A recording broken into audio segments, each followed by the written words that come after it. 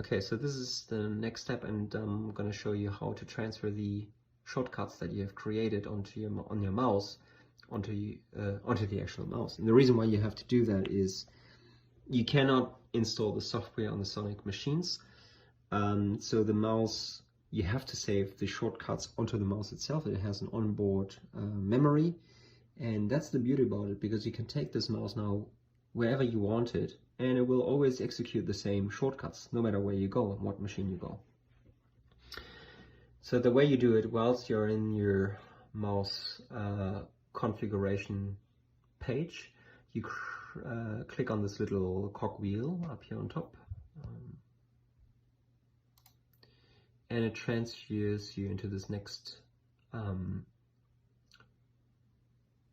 window. And as you can see, it has a so-called onboard memory mode, and it has 5 slots within this.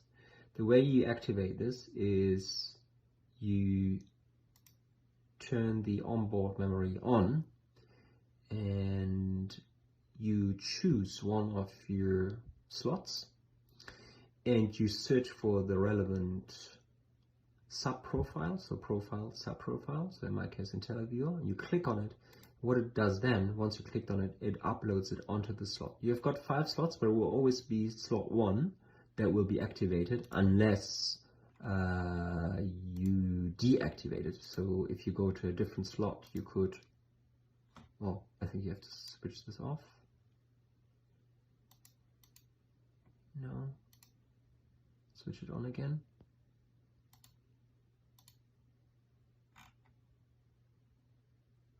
Yeah, you can enable or disable it. So you could disable, so once you enable a separate slot, then the other one would be disabled. So you can save different profiles. The idea is you can save different profiles into the slots, but it will only be one active, and you don't have to worry about anything. Once you have uploaded the IntelliViewer function, you're ready to go. So now, when this onboard memory mode is on, the mouse doesn't care about what you change in your or what it says on the software anymore. So you cannot even enter the software where you, or sorry, you cannot enter the configuration mode where you change the shortcut keys.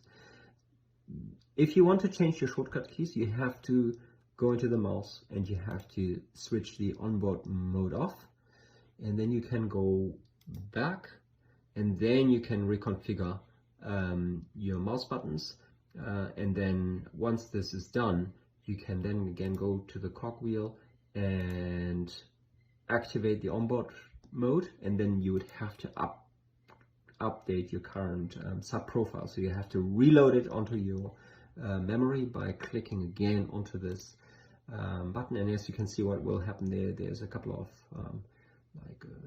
little dots that indicate that the new profile is uploaded onto the mouse. So once this is done, and this is in on mode, the on mode or onboard memory is activated, and you can take your dongle and your mouse to whatever computer you want to take it, and it will use the shortcuts that you programmed onto the mouse, and use it on any computer that you're on. So the next step would then be to adapt the IntelliViewer shortcut keys, and I can show you how to do that in the next tutorial.